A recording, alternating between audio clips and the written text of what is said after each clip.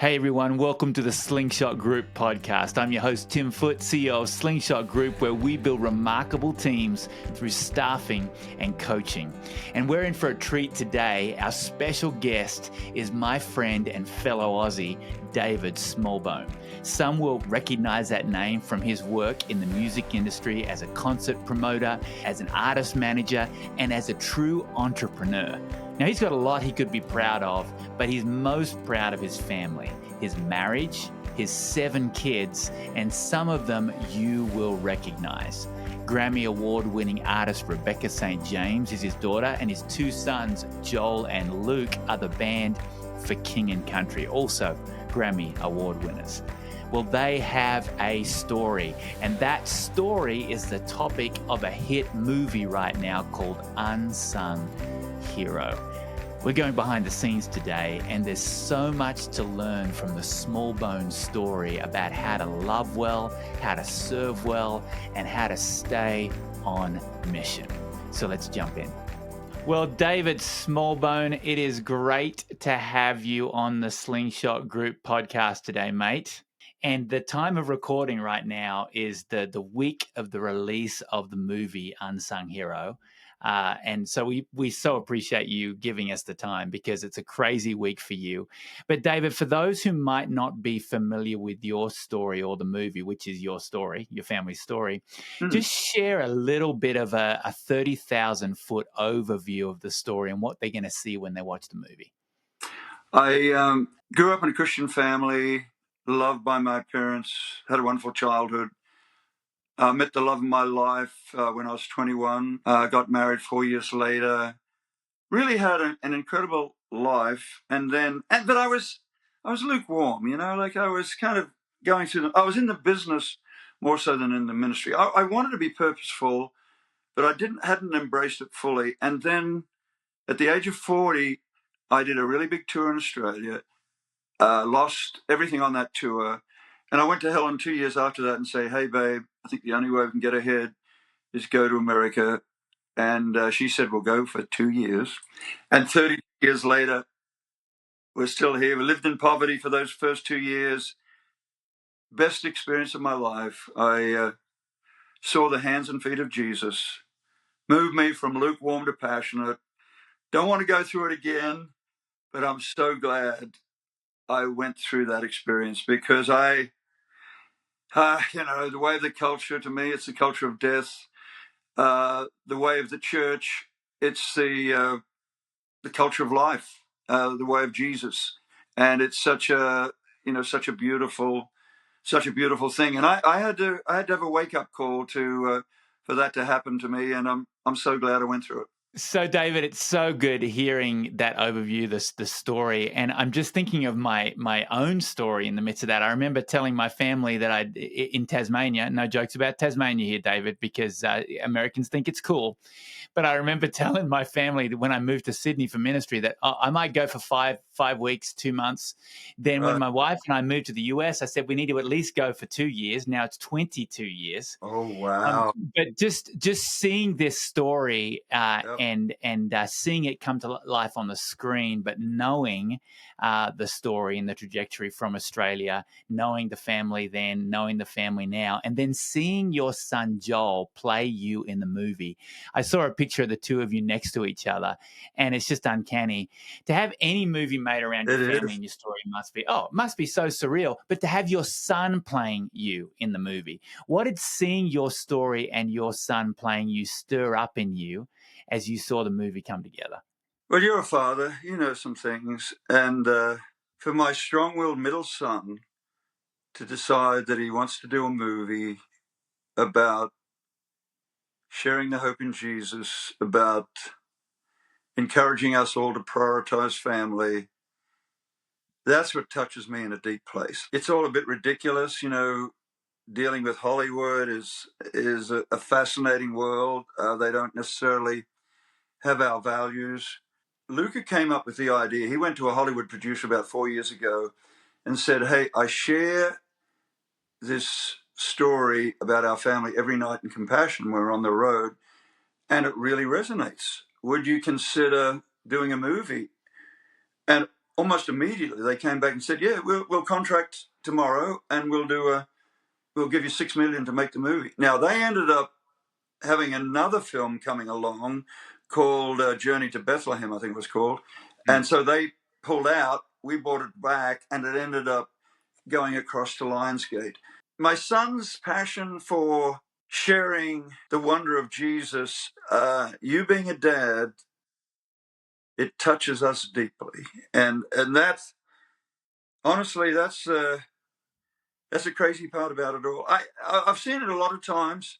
I cry every time I see it, because what happens is little parts will show up that I haven't seen before, and I think the last time I watched it all the way through, at the end there, when the movie's finished and they look at what all the family is doing now, they show a photo of my dad, the last time I ever saw him. Wow. At Nashville Airport.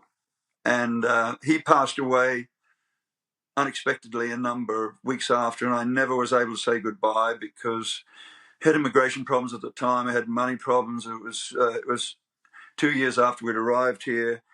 And so really, though, I come to you today very thankful. I'm thankful that I've been allowed to be involved with Rebecca, allowed to be involved with my children in sharing the most wonderful message known to man. Our core principles are loving on the brokenhearted, sharing the most wonderful message known to man to as many people as possible. And I think why I tell you that, I think that movie has done that. And it's an outlier to what we normally do, because as you know, all I've done, I started music when I'm 16, 74 now. I've been doing it 58 years. I can't do anything else. It's all and I'm an artist development guy to a fault. I'm always looking, okay, how do we take this message wider? How do we communicate to the church? How do we communicate to those outside the church? It's a beautiful experience. And I'm so glad that my two sons, what happened, Luke produced the movie, Joel co-directed it. They're in the battlefield sharing this wonderful message. It's interesting, David, just looking back over your story, and as our friendship has grown over the years, it's always struck me that you have been so faithful to the call. And you've always had hope. You've always believed in God's faithfulness. And I can't wait for people to see this movie and learn from your story, yours and Helen's story. I mean, listening to Helen's book and her narrate it was just a powerful experience before the movie. But one thing that really strikes me is how facing adversity has shaped you and your family. And we see this all the time. We see leaders coming up against adversity, expected and unexpected, seen and unseen. So many leaders, and you know this, I mean, we've talked about it. So many leaders in nonprofit, faith-based organizations and churches right now are up against so much adversity. None of us like pain. And we don't usually we don't willingly always choose to face the adversity. But what you and I know is that God loves to use pain and trials to shape us and to draw us closer to him and to mold us into who he desires us to be, right? What would you say to leaders coming up against adversity? I had two things that have changed me, I believe, in my life. One was 10 years into marriage. I was challenged by an artist that I was touring in Australia at the time to read a book by Larry Crabb called Inside Out. It challenged me to love my wife unconditionally instead of conditionally. I was 35 at the time. So I thought, this seems too easy, but I'm going to give it a shot. So, and my marriage was good, it just wasn't great. So I started loving her unconditionally instead of conditionally, and overnight it went from good to great. So that kind of empowered me. And then 5 years later, I lose everything, and we became very much a praying family. And what I did with the kids, and Helen and I did with the kids, we told them everything. We told them, hey, I'm not sure we're going to have enough food to eat next week. The kids learned a very strong work ethic. I think what happens here in America sometimes, a lot of parents are afraid to tell their children what's really going on. We told the kids what really was going on, and we became a really tight-knit little group. We ended up, when Rebecca's career started, we traveled the world together, encouraged each other. Joel and Luke for King Country were really part of Rebecca's crew. They learned how to work together. We threw them in at the deep end, and we homeschool our kids. And so we've faced life together as a family. It's not perfect, you know that, but there's something about prayer, loving unconditionally.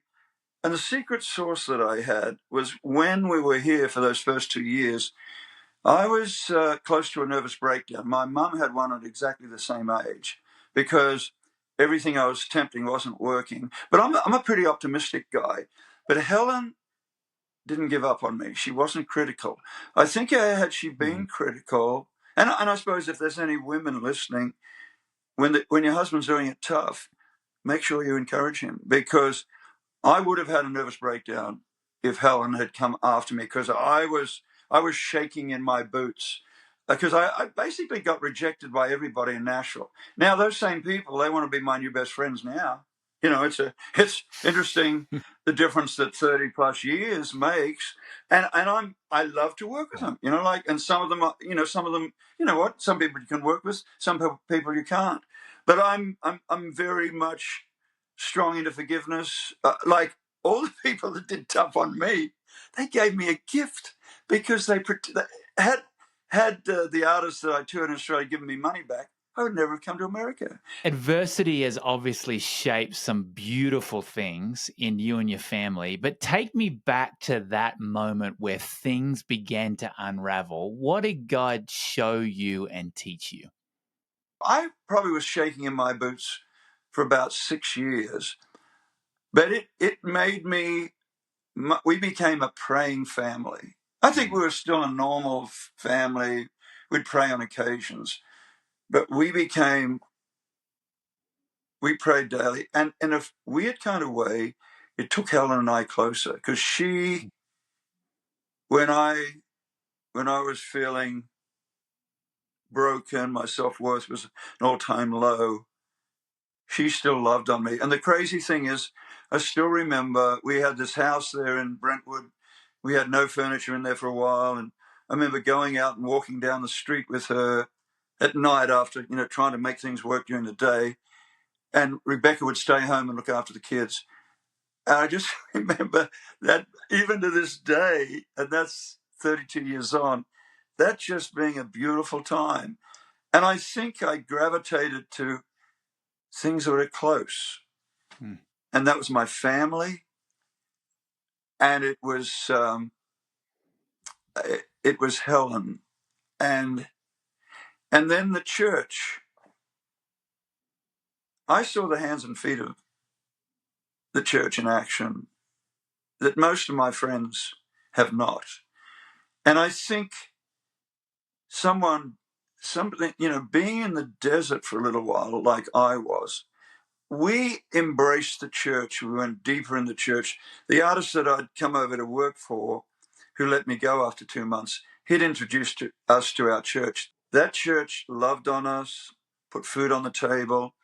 And then the best story is another church, Brentwood Baptist. Greg Nelson used to go to that church. He's Sandy Patty's producer.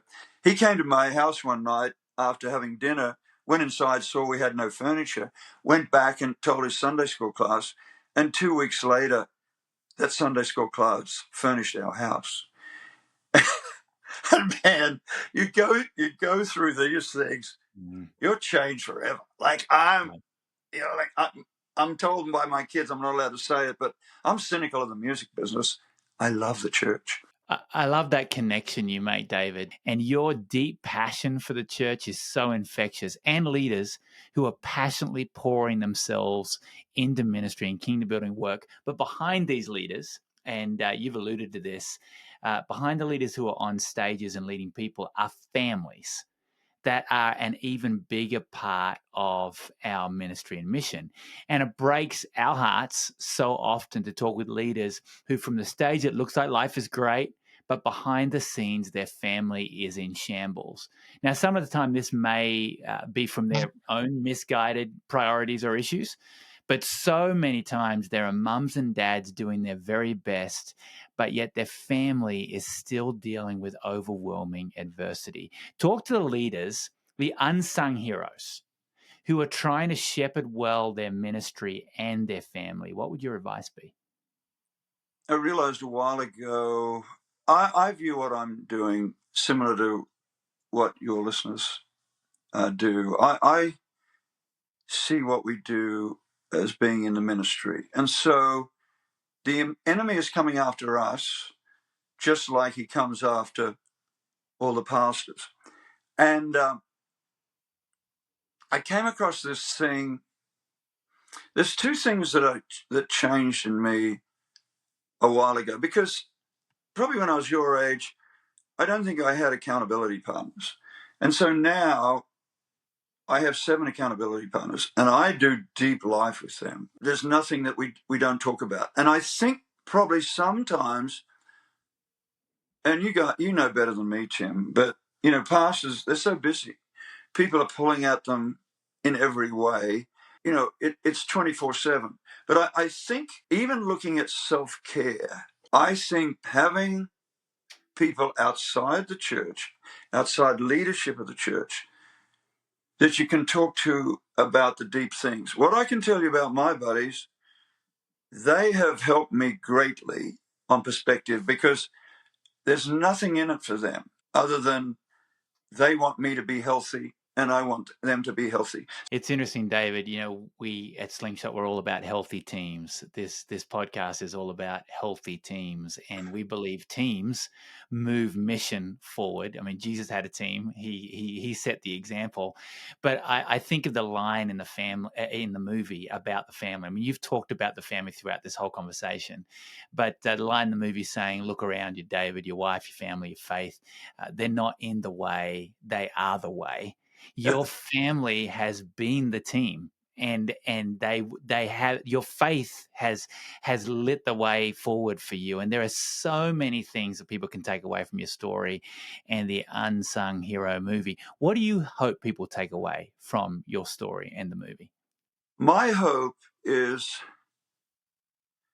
per our core principle, loving on the brokenhearted, that a brokenhearted person will find Jesus. We were doing previews out in the road a couple of months ago, and I happened to see some of the comments for some of the influencers and some of the donors from radio stations who'd been to see it.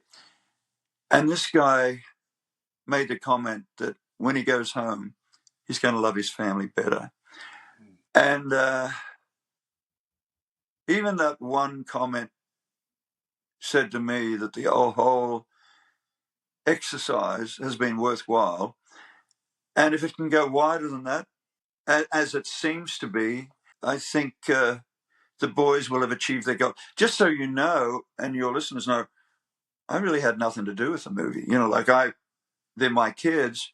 It was Luke who went to the production people, and Joel directed it. And we really stayed away from having an influence. And I suppose to see our children committed to sharing this wonderful message creatively, it gladdens this old man's heart. I love, David, that you say, I really had nothing to do with the movie. That kind of sums you up, because you actually lived the story that the movie is about. So I think that you had something to do with the movie. But I just want to wind up this conversation by saying, everybody go see it, and honor this story by inviting somebody who doesn't know Jesus. I mean, the mission to love on the brokenhearted, extend that for the Smallbone family, because I know that you have lived this out. And go to unsunghero.movie. That's where you can go and find out all about it. But take people along, support this amazing story. And David, I just want to say to you, thank you for not giving up. Thank you for keeping your eyes on Jesus and for loving your family well. Thank you for your investment in my life and leadership. And thank you for having this conversation today. Tim, thank you for loving on the church. I cry when I talk about two people. I cry when I talk about Helen, because she's loved me unconditionally, and I cry when I talk about Jesus because he challenged me to give my life away. But Jesus and Helen are a huge part of the church for me. And I love you guys. Keep up the good work. You, whenever I see you doing your work, you encourage me. I feel in our Christian music thing, we get a bit off track. You guys are loving the brokenhearted 24/7, and it just encourages me, inspires me no end. Keep up the good work. Thanks, David. Love you, mate. Godspeed, Tim. What a conversation. I so appreciate David, his friendship. Every time I have a conversation with him, he always highlights these things. On or off a podcast, he highlights his love for his family, his love for the church, and how faith drives everything. And there's a lesson in that for all of us. So please share this with a friend. Go see the movie. Follow us on Apple Podcasts, wherever you get your podcasts, and stay curious and reach for the remarkable.